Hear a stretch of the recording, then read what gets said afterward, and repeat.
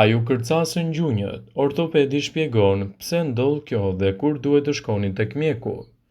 A ngriheni ndonjëherë nga një karrige ose uleni dhe dëgjoni se gjunjët tuaj kërcasin? Nëse është kështu, me siguri po pyesni veten se çfarë po ndodh dhe nëse duhet të shqetësoheni. Përse kërcasin gjunjët?